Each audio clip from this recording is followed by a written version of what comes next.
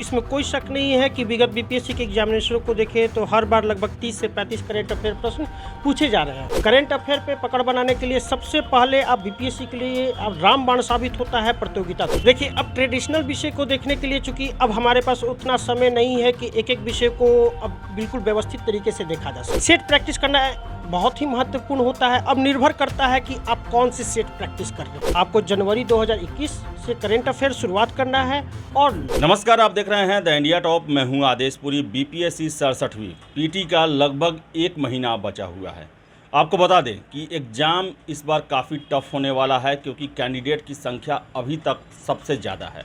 और एक और सूचना जो है, जिसके मुताबिक लगभग 1000 से अधिक वैसे कैंडिडेट हैं जो कि ऑलरेडी बीपीएससी पास हैं, सेलेक्टेड हैं, अपना रैंक सुधारने के लिए इस एग्ज़ाम में शामिल होंगे। इसके अलावा वैसे हज़ारों कैंडिडेट हैं जिन्होंने मेंस दिया, इंटरव्यू दिया, लेकिन फाइनल सिलेक्शन नहीं हो पाया, वो भी इस परीक्षा में हैं।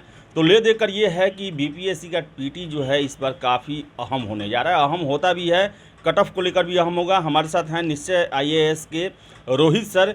इनसे जानेंगे कि आखिरी 30 दिनों में आपकी स्ट्रेटजी क्या होनी चाहिए, जीएस को लेकर, करंट अफेयर्स को लेकर, फिर से ट्रेडिशनल जो सब्जेक्ट हैं, साइंस है, इन सभी को लेकर।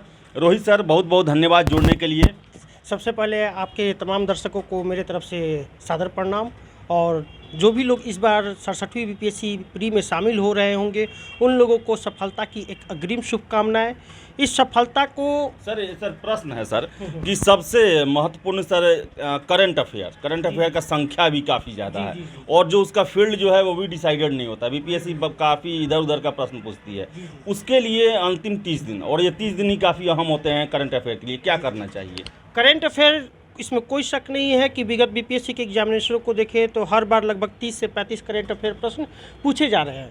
अब ये 30 से 35 प्रश्न ऐसे होंगे जो आपको सॉलिड नंबर दिला सकते हैं, अगर आपने इस पे अपनी पूरी तरीके से तैयारी कर रखी है। तो करेंट अफेयर पे पकड़ बनाने के लिए सबसे पहले आप बीपीएससी के लिए अब रामबाण साबित होता है प्रतियोगिता दर्पण। आप कोई भी बुक को टच कर रहे हैं या किसी अन्य मैगजीन को टच कर रहे हैं, आप फॉलो करें, बट सबसे पहले आपको प्राथमिकता देना है प्रतियोगिता दर्पण को, क्योंकि प्रतियोगिता दर्पण के माध्यम से आप देखिए कि अधिकाधिक प्रश्न वहां से आ जाते हैं अभी तक के। और दूसरी चीज़ कि आप अन्य कोई साइट से कोई बुक वगैरह टच करना चाहते हैं, टच कर सकते हैं। सर, कब से कब तक का प्रतियोगिता दर्पण अभी 1 महीना में देखना जरूरी है, जैसे कि पिछले कब से?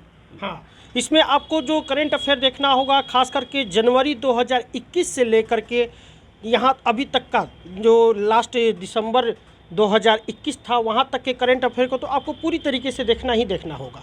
आपको जनवरी 2021 से करेंट अफेयर शुरुआत करना है, और लास्ट इधर दिसंबर शुरुआती दौर तक करेंट अफेयर की जितनी भी चीज़ें हैं आप उसको समाहित कर लीजिए।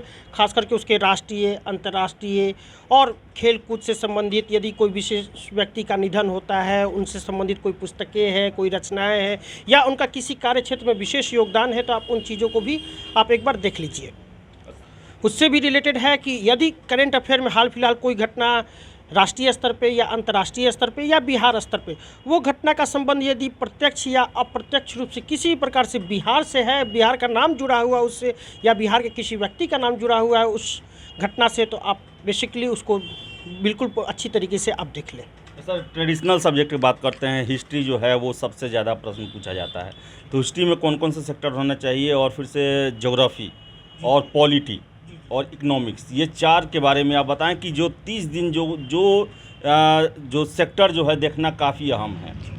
देखिए, अब ट्रेडिशनल विषय को देखने के लिए चूंकि अब हमारे पास उतना समय नहीं है कि एक एक विषय को अब बिल्कुल व्यवस्थित तरीके से देखा जा सके। यहाँ पर एक चीज़ आपके लिए महत्वपूर्ण हो सकता है कि अब का जो समय है वो उस समय में आपको हार्ड वर्क करने की ज़रूरत नहीं है, हार्ड वर्क के साथ आपको स्मार्ट वर्क करने की ज़रूरत है। और ये स्मार्ट वर्क कैसे होगा? जैसे कि विगत जितने भी प्रीवियस ईयर के क्वेश्चन हैं, उन क्वेश्चनों को आप देख ले, ये सारे आपको एक जगह मिल जाएंगे घटना चक्र के माध्यम से। घटना चक्र के जितने भी विषय वाइज उनके बुक्स हैं, क्वेश्चन बैंक हैं, उन क्वेश्चन बैंक को आप देख लीजिए। हिस्ट्री विषय का बहुत ही महत्वपूर्ण योगदान हो जाता है। हर बार आप देखिए तो 38 से 40 क्वेश्चन आपको सिर्फ और सिर्फ इतिहास सेक्शन से देगा। हाँ, अब इस इतिहास सेक्शन में भी फिक्स है क्वेश्चन, जैसे प्राचीन काल, मध्यकाल और आधुनिक काल। इन तीनों में सबसे अधिक अगर आपको विशेष भूमिका देनी है तो वो आधुनिक काल की दीजिए, क्योंकि आधुनिक काल से अधिकाधिक प्रश्न पूछे जाते हैं। खास करके भारतीय राष्ट्रीय कांग्रेस की स्थापना से लेकर के 1947 भारत की आज़ादी तक कि एक एक घटनाओं को बिल्कुल क्रमिक रूप में देख जाए, क्योंकि यहाँ पर कदम कदम पे एक एक क्वेश्चन है जो आपको काफ़ी हद तक एग्जामिनेशन हॉल में वो सहायक भी सिद्ध हो सकता है। आप देखेंगे कि डायरेक्ट क्वेश्चन वहाँ से आपको टकरा जाएंगे, आ जाएंगे वहीं से ही। जी सर। और सर ये ज्योग्राफी और पॉलिटी में किस तरह का पढ़ाई करना होगा? ज्योग्राफी में किन चीज़ों को एक महीना में देखना होगा? जी, पॉलिटी वगैरह है तो पॉलिटी वगैरह में जैसे कि आप यहाँ पर भारतीय संविधान की प्रस्तावना, मूल अधिकार, नागरिकता, राज्य के नीति निर्देशक तत्व, राष्ट्रपति, राज्यपाल, और उससे भी सबसे महत्वपूर्ण है कि पंचायती राज के अनुच्छेदगत चीज़ों को भी आप एक बार देख लें, क्योंकि वहाँ से भी प्रश्न पूछे जाते हैं। पॉलिटी में देखें तो 10 से 12 क्वेश्चन, 15 क्वेश्चन के आसपास में पूछे जाते हैं। इन 15 क्वेश्चनों को करना, चूँकि पॉलिटी एक ऐसा सेक्शन होता है कि अगर आप थोड़ा भी पढ़े रहेंगे तो आप तुरंत ईजी वे में कर सकते हैं, परंतु उसको इतना हल्का में भी नहीं ले सकते हैं। उसको करने के लिए आपको कुछ परिश्रम करने की आवश्यकता होगी, और उससे भी सबसे महत्वपूर्ण चीज़ यह हो जाती है कि एग्जामिनेशन हॉल किसी प्रकार का मानसिक तौर पे प्रेशर में ना रहे, बिल्कुल अपने आप को कूल माइंडेड रखे और एक कुशल योद्धा की तरह अपने एक एक दिनों को आगे लेकर के बढ़े, और कैसे अपनी जीत की जो रणनीति बना रखी है उन रणनीतियों पर आप बखूबी तरीके से काम करते जाएं। सर सेट प्रैक्टिस का सर योगदान है कि नहीं बीपीएससी में? सेट प्रैक्टिस करना चाहिए या नहीं करना चाहिए? सेट प्रैक्टिस करना बहुत ही महत्वपूर्ण होता है। अब निर्भर करता है कि आप कौन से सेट प्रैक्टिस कर रहे हैं, कितना वो मानक सेट प्रैक्टिस है। आपने जो सेट प्रैक्टिस कर रखा है, अगर वो विगत प्रीवियस ईयर के क्वेश्चन पर आधारित है, कोई शक नहीं कि अच्छा है, आप उनको कर सकते हैं। ज़्यादा अच्छा करने की कोशिश में ना पड़े, क्योंकि बीपीएससी खुद ही लिखा रहता है कि हमें सामान्य जानकारी वाले व्यक्ति चाहिए, विशेष महारत हमें हासिल नहीं करना है। सामान्य आपको प्रत्येक विषय में जानकारी होनी चाहिए। उन चीज़ों को लेकर के आपको जो सेट प्रैक्टिस कर रहे हैं, उन सेट प्रैक्टिस में आप देख लीजिए कि जो पूछे जा रहे हैं प्रश्न, वो प्रश्न कहीं ऐसा तो नहीं मॉडल सेट तो नहीं ना। मॉडल सेट में क्या होता है कि कुछ लोग अपनी कलाकारी कर देते हैं, अपनी चीज़ों को उसमें ज़बरदस्ती ठूस देते हैं। अब उससे क्या होता है कि अभ्यर्थी जो होते हैं उनके मन में कई एक प्रकार की अब दिग्भ्रमित होने लगते हैं। उन चीज़ों से बचने के लिए आप यथासंभव कोशिश करें कि प्रीवियस ईयर के क्वेश्चन पर आप विशेष रूप से काम कर लें। सर एक और चीज़ का चर्चा किया जाता है कि आप पीसीएस दे रहे हैं तो आसपास के स्टेट का पिछले 10 साल का क्वेश्चन जो है वो देखना ज़रूरी होता है, फिर से यूपीएससी जो तत्काल में 1 साल में एग्जाम ली हुई है उसका भी क्वेश्चन पेपर देखना जरूरी होता है। कितना आप महत्वपूर्ण मानते हैं इसे? जी, मैं बार बार आपसे बोल रहा हूँ कि प्रीवियस ईयर के क्वेश्चन बहुत ही महत्वपूर्ण होते हैं। प्रीवियस ईयर में जैसे कि सिर्फ और सिर्फ बिहार का ही नहीं, आप हाल फिलहाल के खास करके हिंदी भाषी क्षेत्र के, जैसे राजस्थान हो गया, उत्तर प्रदेश हो गया, छत्तीसगढ़ हो गया, फिर अन्य मध्य प्रदेश पीसीएस हो गया, इन जितने भी पीसीएस हैं और एक यूपीएससी, इनके विगत खास करके आपको 10 साल के क्वेश्चन बैंक्स को एक बार बिल्कुल आपको बेहतर तरीके से देखने की ज़रूरत है।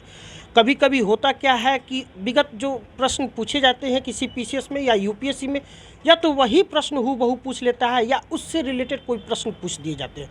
तो यहाँ पर क्या होगा कि 2 चीज़ें, एक तो आपकी तैयारी की जो प्रारूप है उस प्रारूप को भी समझने में आपको सहायता प्राप्त होगी। दूसरी चीज़ कि अपनी तैयारी को और अधिक लगे कि हाँ इन सेक्टरों में हमसे कमी रह गई है, उसका एक बहुत ही ज़बरदस्त मूल्यांकन हो सकता है आपको उस विगत प्रश्न पत्रों के माध्यम से, इसलिए उनको देखना तो बेहद ज़रूरी है। सर एग्जामिनेशन के दौरान सर ई ऑप्शन जो है, ई ऑप्शन बड़ा ही कंफ्यूज करता है। ई ऑप्शन से निपटने का सर क्या उपाय है सर? कैसे उसको सिलेक्ट कर पाएंगे कि इसका ऑप्शन ई ही होगा या ई नहीं हो सकता है? देखिए, जब से बीपीएससी ने अपने अंदर ई ऑप्शन को समाहित किया, उसके बाद बीपीएससी कई एक सारे पापों से धुल गया। जैसे कि ई ऑप्शन के पूर्व में देखें तो बीपीएससी निरंतर कोर्ट वगैरह का चक्कर लगाते रहती थी, परंतु जब से ई ऑप्शन आया उसने बीपीएससी के लिए काफ़ी हद तक एक वरदान भी साबित हुआ है। ई ऑप्शन को ध्यान से देखें तो ये अपने आप में 2 ऑप्शन को समाहित किया हुआ है। एक पहला कहता है इनमें से कोई नहीं, और दूसरा कहता है उपरोक्त 2 में से अधिक। यानी एक साथ एक प्रश्न में 4 नहीं 6 ऑप्शन है। इन 6 ऑप्शनों पे स्टूडेंट को बनाना अपने आप में, ऊपर से एग्जामिनेशन हॉल का प्रेशर आता है, उस समय काफ़ी हद तक देखते हैं कि स्टूडेंट दिग्भ्रमित हो जाते हैं। उनका मानसिक संतुलन, चूँकि अपने आप को स्थिर रख पाना सबसे बड़ी, आपने परीक्षा होता क्या है? परीक्षा होता है कि आपने वर्षों से जितनी तैयारी की है उसको निचोड़ के रख देना है मात्र 2 घंटे में। उसके लिए तो ई ऑप्शन पे काम, आपने जितना भी विगत प्रैक्टिस सेट किया है, आपने जो भी मार्केट में प्रैक्टिस सेट है, अगर उसको आपने प्रैक्टिस किया है तो मुझे नहीं लगता है कि यह काफ़ी आपके लिए उस समय के लिए एग्जामिनेशन हॉल में एक बाधक सिद्ध होगा या आपके लिए प्रॉब्लम क्रिएट कर सकता है। हाँ, संतुलित बनाए, कोई भी चीज़ पढ़े तो ठोक बजा करके पढ़े, आधा अधूरा पढ़ेंगे तो उन लोगों के लिए ई ऑप्शन खतरनाक साबित हो सकता है। परंतु यदि आपने व्यवस्थित रूप से तैयारी की है और बढ़िया तरीके से आपने पढ़ा है तो ई ऑप्शन आपको थोड़ा सा परेशान कर सकता है, परंतु पराजित नहीं कर सकता है। पराजित नहीं कर सकता है, लेकिन सर कट ऑफ सर बड़ा ही अब पराजित करता है। 66वीं में देखा जाए 108 कट ऑफ चला गया था। क्या लगता है कि अब ट्रेंड 108 प्लस का ही रहेगा या फिर गलती से चला गया औरंगाबाद कांड के चलते चला गया 108 कट ऑफ? देखिए, अभी कट ऑफ के बारे में 67वीं बीपीएससी प्री के कट ऑफ के बारे में अभी कुछ भी कहना अतिशयोक्ति होगा, क्योंकि जब तक क्वेश्चन को देखे नहीं, क्वेश्चन का प्रकृति को देखे नहीं, क्वेश्चन टफ पूछा है कि इजी पूछा है, अभी उसके विषय में कुछ कहना एक तरीके से तो वही हाल होगा कि बाबा लोग की तरह भविष्यवाणी करना। उसके संदर्भ में हाँ, एक चीज़ ज़रूर है कि अगर आप 100 के आसपास में कर लेते हैं तो इसमें कोई शक नहीं कि है कि आप सेफ हो सकते हैं। 66वीं बीपीएससी को आप थोड़ा सा साइड कर सकते हैं कट ऑफ को लेकर के, चूँकि उसके पीछे कुछ और कारण थे, कॉजेस थे जो सारे लोग जानते हैं बेहतर तरीके से। परंतु यदि आप 100 प्लस के आसपास में कर लेते हैं तो आप सेफ है। एक वो चीज़ है कट ऑफ बढ़ने का। दूसरा सबसे बड़ा महत्वपूर्ण जो मेरा एक पर्सनल अनुमान हो सकता है कि कट ऑफ बढ़ने का दूसरा सबसे मेन जो कारण है कि अभी जो बिहार सरकार के द्वारा जो 35% रिजर्वेशन दिया जा रहा है, यह 35% रिजर्वेशन महिलाओं को, ठीक है, महिलाओं के लिए बहुत बेहतर है, परंतु यहाँ पर देखिए बिहार की महिलाओं के साथ साथ पूरे भारत की महिलाओं को 35% आरक्षण दिया जा रहा है। इसका लोड कहाँ पड़ रहा है? इसका लोड बिहार के अभ्यर्थियों पर पड़ रहा है, चाहे वो किसी भी वर्ग के हो, क्योंकि उनको 35% दे रहे हैं तो उनके सीटों को फुलफिल, वो किसके सीटों को ले रहे हैं? बिहार के लोगों का सीट ले रहे हैं। तो ये कहीं ना कहीं कट ऑफ को बढ़ाने में उसकी भी भूमिका है। 35% वाले जो अदर स्टेट को उपलब्ध किया जा रहा है, मेरे अनुसार से वो चीज़ें अदर स्टेट वालों को नहीं देना चाहिए, सिर्फ और सिर्फ बिहार तक ही सीमित रहना चाहिए। सर 66वीं मेंस का रिजल्ट सर कब तक आने की संभावना है सर, उसके बारे में क्या जानकारी है?